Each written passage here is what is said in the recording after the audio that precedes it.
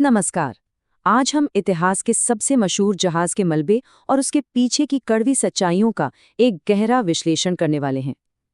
अक्सर हम सिनेमा और कहानियों के रोमांच में बह जाते हैं, लेकिन आज हम सिर्फ उन ठोस तथ्यों, इंजीनियरिंग और उन असल घटनाओं पर बात करेंगे जिन्होंने दुनिया को हमेशा के लिए बदल दिया।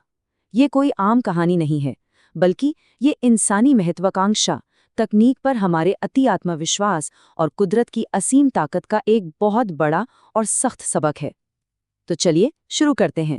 जरा कैप्टन एडवर्ड जॉन स्मिथ के इस कथन पर गौर कीजिए, जो उन्होंने इस आपदा से 5 साल पहले 1907 में कहा था। ये बयान हमें उस एडवर्डियन युग के चरम आत्मविश्वास, या यूं कहें कि एक खतरनाक ओवर कॉन्फिडेंस की साफ झलक देता है। उस समय इंजीनियरिंग में इतनी तेजी से बदलाव हो रहे थे कि लोगों को सच में लगने लगा था कि हमारी आधुनिक निर्माण तकनीक ने समुद्र और प्रकृति के सभी खतरों को पूरी तरह से मात दे दी है। अपने इस विश्लेषण को हम 5 प्रमुख हिस्सों में बांटकर देखेंगे। पहला, एक स्मारकीय इंजीनियरिंग उपलब्धि। दूसरा, तैरती हुई विलासिता और विभाजन। तीसरा, वह दुर्भाग्यपूर्ण पहली यात्रा। चौथा हिस्सा होगा अटलांटिक में विपदा।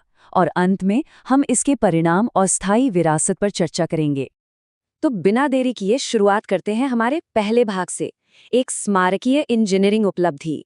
हारलैंड और वुल्फ शिपयार्ड के लिए इन ओलंपिक श्रेणी के जहाज़ों को बनाना कोई मामूली काम नहीं था। 46,000। अब देखिए, ये कोई छोटा मोटा आंकड़ा नहीं है। 52,000 टन से ज्यादा के इस विशालकाय जहाज को समंदर में धकेलने के लिए सिर्फ एक तरह के इंजन से काम नहीं चल सकता था। इसलिए इसमें स्टीम इंजन और एक कम दबाव वाले टरबाइन का एक बेहतरीन कॉम्बिनेशन इस्तेमाल किया गया, जो मिलकर 46,000 हॉर्स पावर की अकल्पनीय ताकत पैदा करते थे। इसी ताकत के दम पर यह जहाज समंदर की लहरों को इतनी तेज गति से चीर सकता था। लेकिन ये अथाह ऊर्जा किसी जादू से नहीं आती थी। इसके पीछे इंसानों की कमर तोड़ देने वाली मेहनत थी। जरा सोचिए, 176 फायरमैन दिन रात काम कर रहे हैं और हर दिन 600 टन कोयला अपने हाथों से जहाज की 159 भट्टियों में झोंक रहे हैं। ये एक लगातार चलने वाला, गंदा और बेहद खतरनाक काम था, जो इस जहाज की धड़कनों को चालू रखता था। और अब आते हैं उस गणित पर जो आगे चलकर सबसे ज्यादा जानलेवा साबित हुआ। उस दौर के समुद्री कानूनों के हिसाब से देखें तो जहाज पर जितनी लाइफ बोट्स होनी चाहिए थीं, व्हाइट स्टार लाइन ने उससे कहीं ज्यादा रखी थीं। लेकिन हैरानी की बात यह है कि उन सभी लाइफ बोट्स को मिलाकर भी जहाज की कुल क्षमता के केवल 1/3 लोगों को ही बचाया जा सकता था। 3,300 से अधिक लोगों की जगह और लाइफ बोट्स सिर्फ 1178 लोगों के लिए। दरअसल उस समय लाइफ बोट्स को डूबने से बचाने का अंतिम साधन नहीं, बल्कि यात्रियों को किसी दूसरे बचाव जहाज तक ले जाने की एक फेरी मात्र माना जाता था।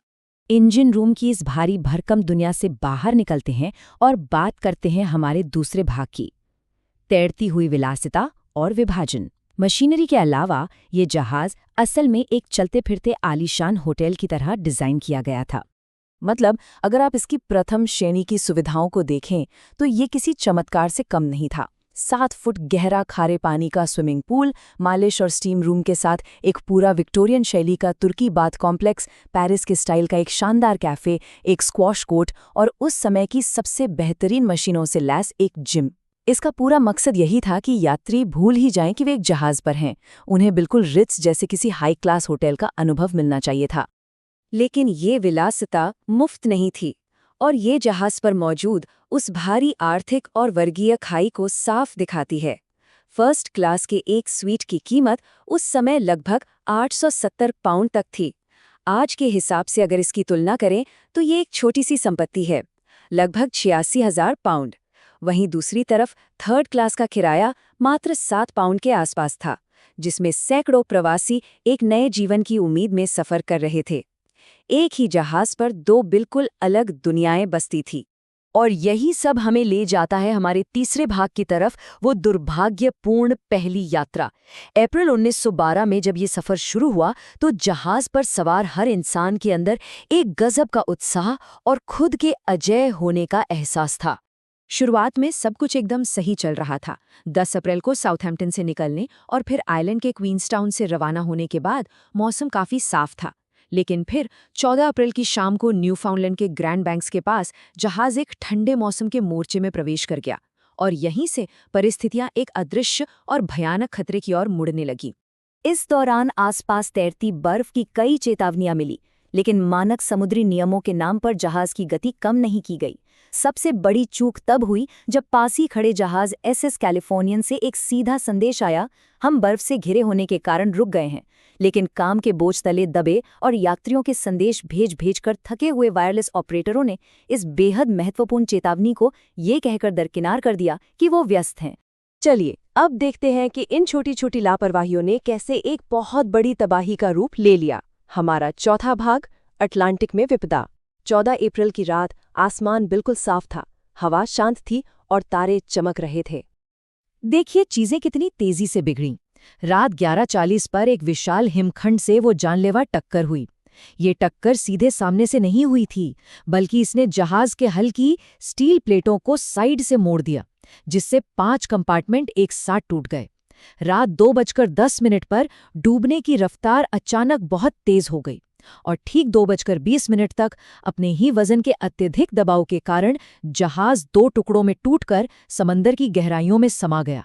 सिर्फ 2 घंटे और 40 मिनट में सब खत्म।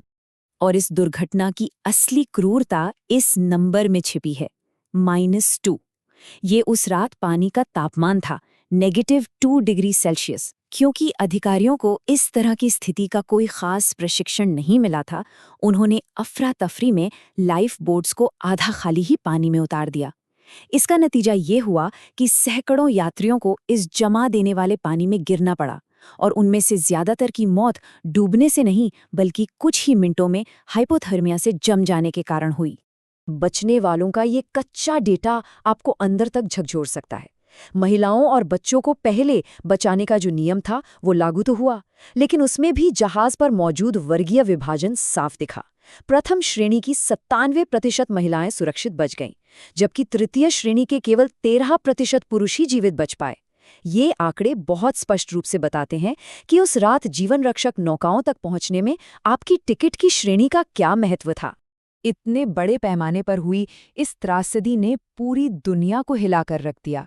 और इसी के साथ हम आते हैं अपने अंतिम भाग पर, परिणाम और स्थायी विरासत।